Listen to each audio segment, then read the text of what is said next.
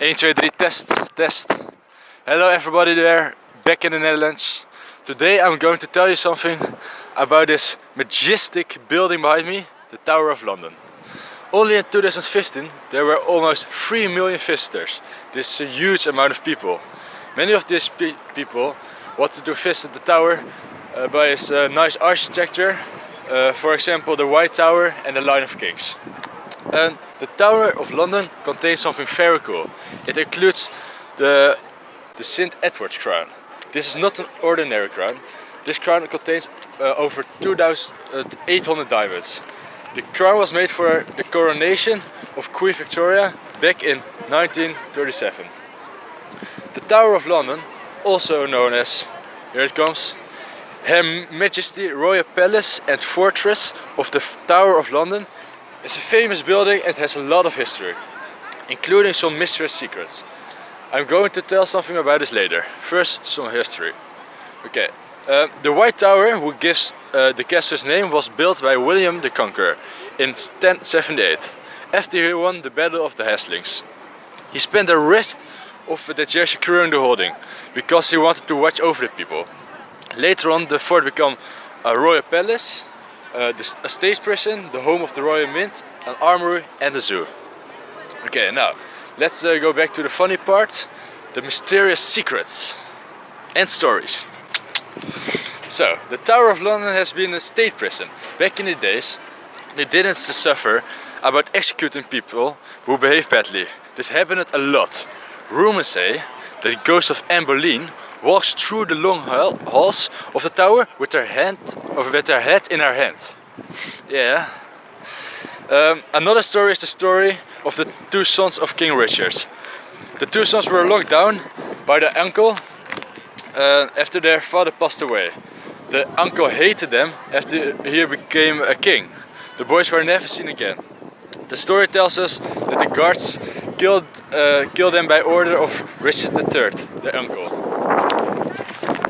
The tower served till the 16th century as a royal home, an execution site, a royal mine, an observatory and a prison. Many famous prisoners were kept. For example, Queen Anne Boleyn, Queen Elizabeth I, philosopher Thomas More, and Hitler's deputy Rudolf Hess. He was the last state prisoner to be held in the tower.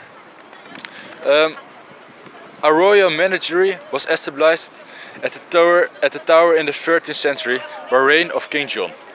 It was opened as an occasional public spectacle in the reign of Elizabeth.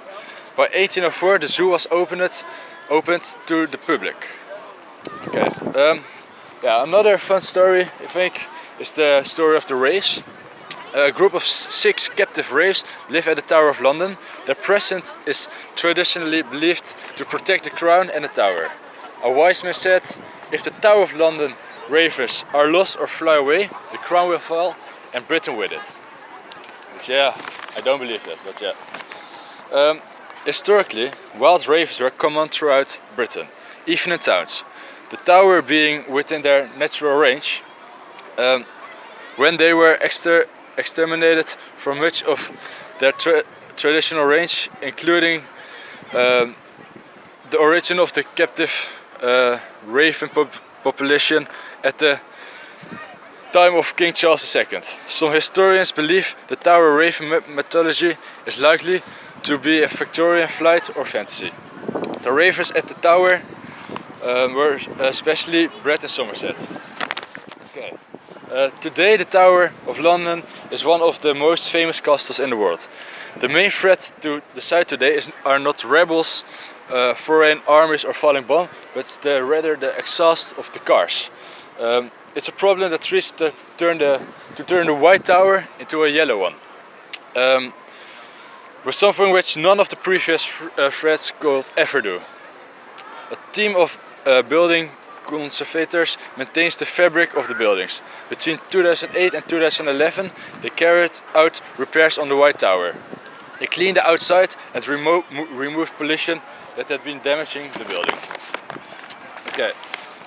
Next time I visit in London with my family, I'm going to visit the tower itself, because it's only 30 30 pounds.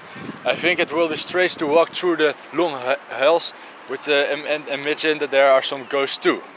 And I'm really curious about the crown with the many diamonds.